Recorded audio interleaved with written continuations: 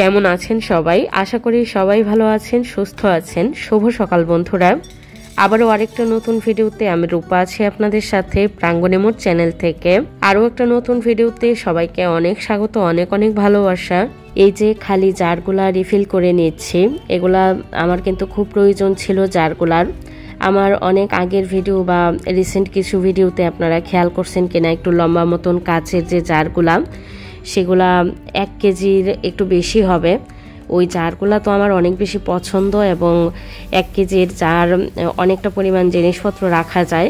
তো ঢাকনাগুলা না প্লাস্টিকের হওয়ার কারণে কিনা জানি না, প্লাস্টিকের ঢাকনা তো অনেক ঢাকনাওয়ালা বয়ামই আছে, তবে কি কারণে জানি না ঢাকনাগুলা আপনা আপনি ফেটে নষ্ট হয়ে গেছে।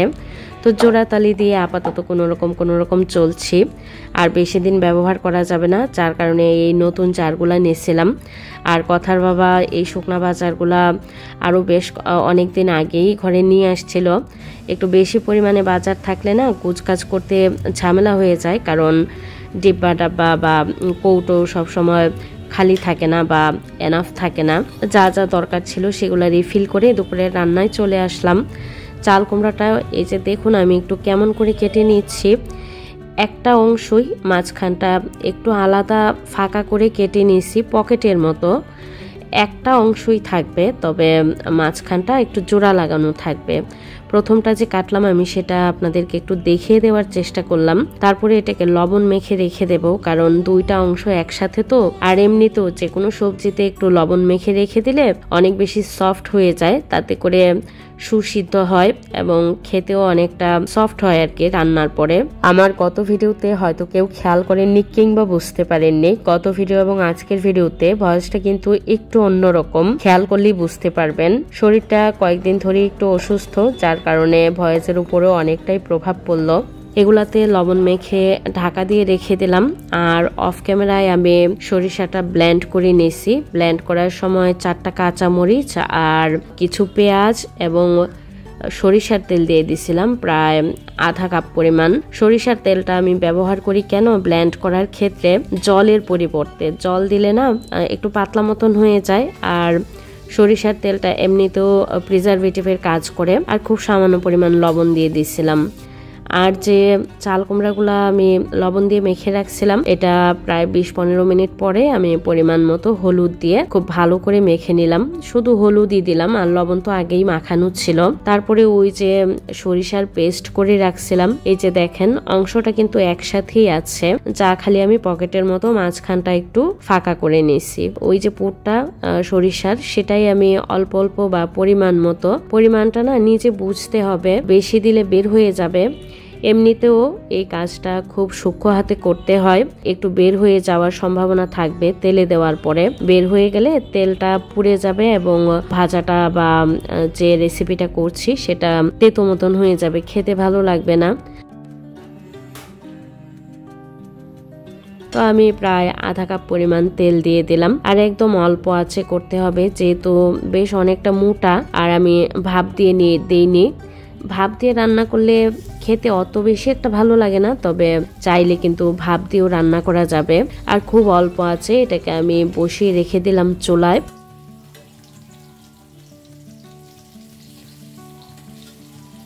তারপরে ব্লেন্ডারটা একটু পরিষ্কার করে নিচ্ছি। যে কোনো ব্লেন্ডার মানে ব্লেন্ডারের মেশিন, যে কোনো জিনিসই যখন ব্যবহার করা হয় না তৎক্ষণাৎ সেটাকে হালকা হাতে একটু পরিষ্কার করে নিলে, আলাদা করে ডিপ ক্লিনের তো দরকার হয়ই না। তাছাড়া জিনিসগুলো একদম নতুনের মতো চকচক ঝকঝক থাকে। এই টেকনিকটা ফলো করলে সংসারের কোনো জিনিসই আলাদা করে একদম ঘষা মাজা করে একটু বাড়তি টাইম নিয়ে সেই কাজগুলো করতে হয় না। অল্প আঁচ দিয়ে রাখার পরেও এই যে দেখেন একটু কড়া কড়া হয়ে গেছে, তবে অসুবিধা হবে না, এটা খেতে কিন্তু তেতো লাগবে না, কারণ ভেতরে তো অনেকটা পুর দেওয়া আছে। আর যে চাল কুমড়াটা সেটাও ভেতরে 2 পার্ট করা।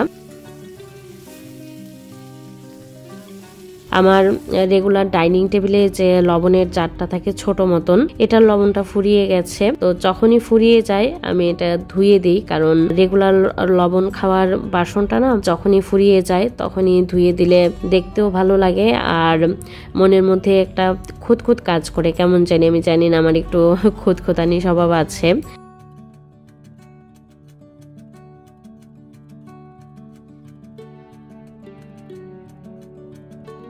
আর এই যে চামচটা দেখছেন সিরামিকের, এটা বেশ লম্বা মতন ছিল, আমার সম্ভবত আমার হাত থেকেই পড়ে ভেঙে গেছিল মাথাটা, ওই পেছনের অংশটা। তো এটাকে আমি ফেলে না দিয়ে রিসাইকেল করে নিলাম। আমরা যে শিলপাটা ব্যবহার করি, পাটার পেছনে ঘষে তারপরে পেছনটাকে আমি সমান করে নিয়েছি। এটা অনেক ধারালো ছিল, ইচ্ছে করলে ফেলে দেওয়া যেত, প্রায় মানুষ বা আমরা ম্যাক্সিমাম এরকম ভাঙা জিনিস ফেলেই দেই।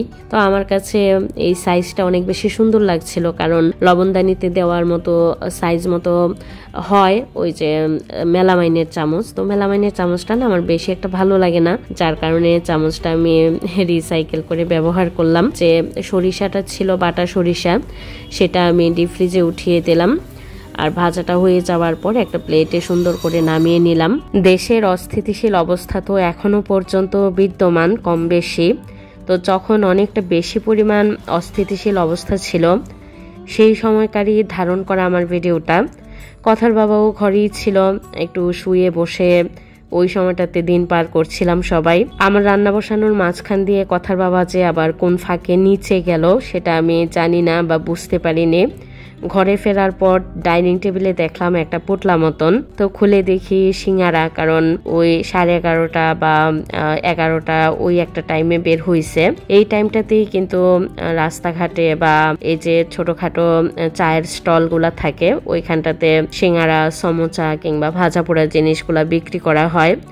এই টাইমে কথার বাবা তো সাধারণত বাসায় থাকে না, বা বাসায় থাকলেও হয়তো ওই নিয়ম করে যে নিচে নামা বা একটু দরকারি নিচে নামা, সেই দরকারটা কিন্তু হয় না, হয় সকালবেলা নয়তো বিকালবেলা ঘরের বা সংসারের দরকারি জিনিসগুলো আনা হয়। শুয়ে বসে সময় পার হইতেছিল না, সেই কারণেই হয়তো বা আমি বুঝতেও পারিনি কখন গেল।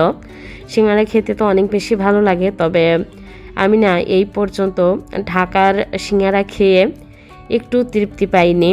আমার কলেজ লাইফে কলেজের সামনে ছোট মতন একটা ক্যান্টিন ছিল, ওই যে সিঙ্গারা খেতাম, ওই সিঙ্গারার স্বাদ গন্ধ এখন পর্যন্ত আমার মুখে লাগানো আছে। আমরা সবাই মিলে একটু সিঙ্গারা টিঙ্গারা খেয়ে তারপরে ওই তো স্নান টান করে সংসারের অন্যান্য কাজগুলা কমপ্লিট করে দুপুরের খাওয়াটাও কমপ্লিট করে নিচ্ছি। সবাই মিলেই কিন্তু একসাথে খেতে বসা হয় প্রতিদিনই 3 বেলা, তবে সবাইকে তো দেখানো সম্ভব হয় না। ছোট মতন একটা ভিডিও রেডি করলাম আজকে। আমার আজকের ভিডিওর কোনো অংশ যদি আপনাদের একটু ভালো লেগে থাকে প্লিজ একটা লাইক দিতে ভুলবেন না।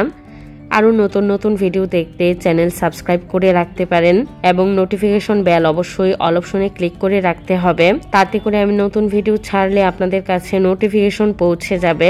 আর ফেসবুক পেজ থেকে যারা ভিডিও দেখেন তারাও ভিডিও ভালো লাগলে প্লিজ একটা লাইক দিতে ভুলবেন না। আরও নতুন নতুন ভিডিও দেখতে পেজটা ফলো দিয়ে রাখবেন। ভালো থাকবেন, সুস্থ থাকবেন, অনেক বেশি আনন্দে থাকবেন, সকলকে আনন্দে রাখবেন। আবারও দেখা হবে নতুন ভিডিওতে।